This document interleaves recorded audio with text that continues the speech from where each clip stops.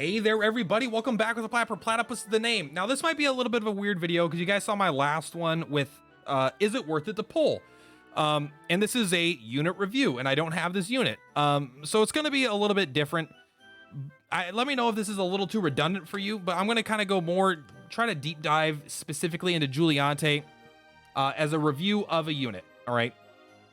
And normally I end the videos with is it worth it to pull? Obviously, I'll just reference that video instead.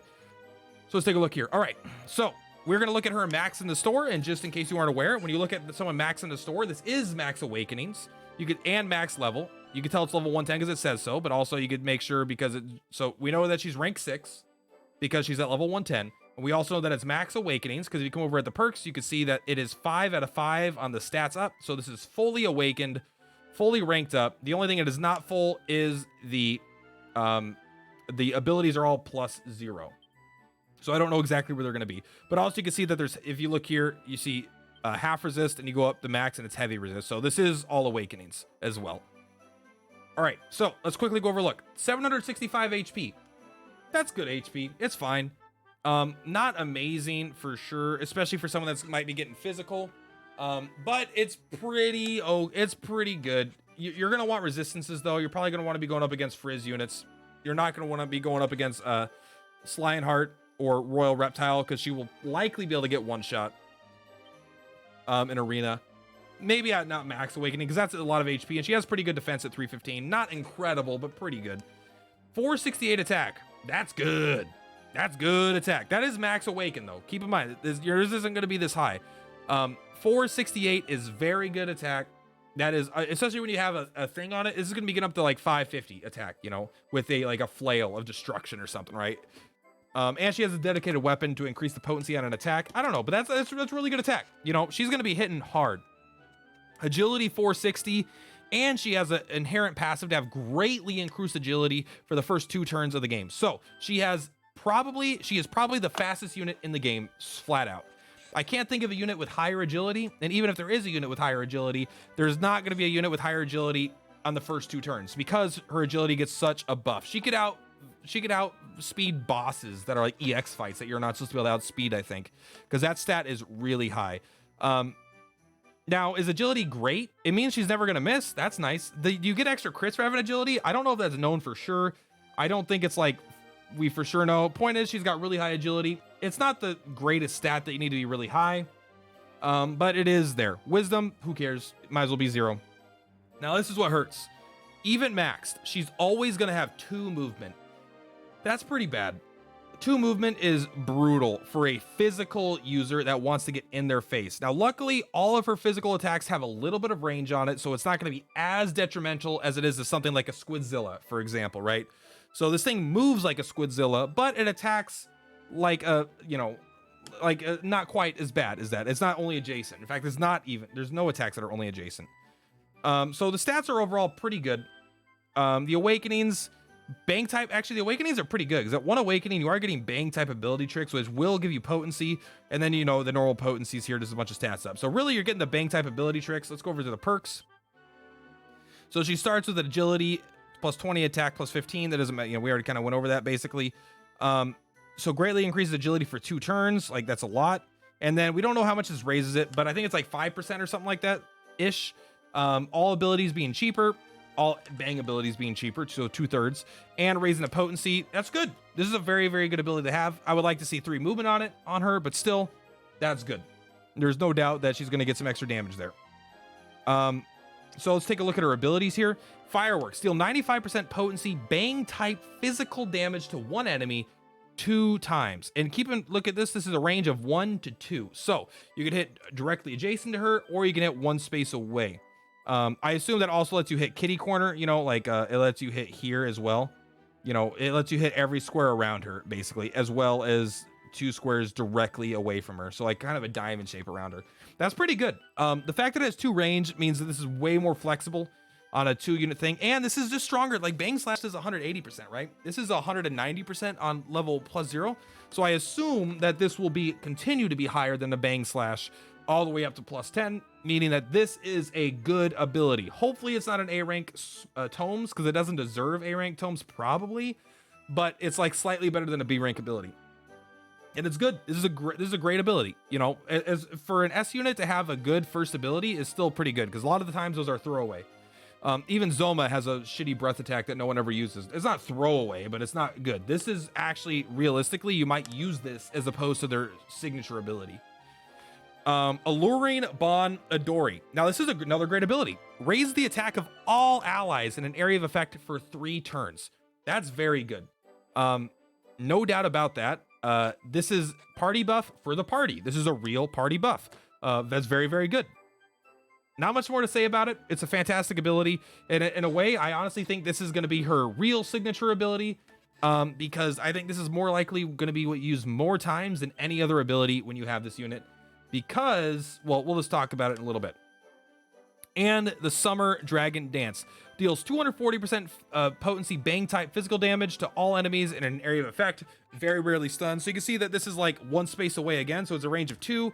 It's kind of the same thing. It's a range of 2, but it hits 3 squares instead of 1, and it has higher potency than this other ability up here.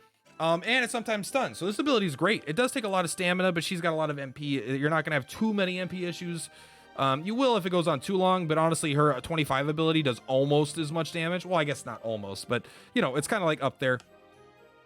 So this is a really good ability too. So it's like, this is pretty good. She's got great abilities. She's got pretty good stats. Her movement sucks. All right, I'll admit there. The issue is she's a physical bang user and Sorrow is in the game already, and he's currently an active banner while she's an active banner, right? That kind of sucks. So there's a good chance that Alluring, if you already have Sorrow, you're going to be using him as your physical bang user, almost guaranteed, because he has got higher stats, higher potencies, better passives. He's just a better unit, and 3 movement on top of that.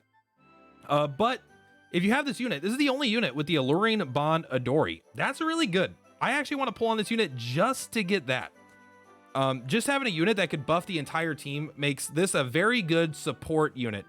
Now, this doesn't look like a support unit, I'll admit. This looks like a physical damage house with 468 attack and, you know, a bunch of agility and 2 physical attacks. But really, because Sorrow's in the game, he just does everything better physically. This is going to be probably a support unit.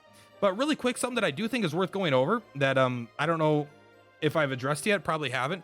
But this is a beast unit. Now, she may be a demon waifu, but she's actually a beast unit. She is not a hero. And one cool thing about beasts specifically, if we come here and look at not rankings. Oh God, no, don't look at my rankings. Where am I? I'm rank 160. I've fallen. We look at master rank. Beasts have, for me anyway, the highest master rank.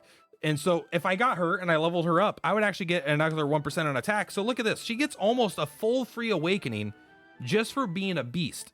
She has the benefit of her family members, right? She's going to get 5% to all of her stats. So this is pretty good. This means if you don't have a Sorrow and you do have a Juliante, she's going to get even more bonus stats than Sorrow will. And Sorrow's not getting that much bonus stuff, right? So she's getting quite a bit big stats from that. I definitely think that is worth mentioning.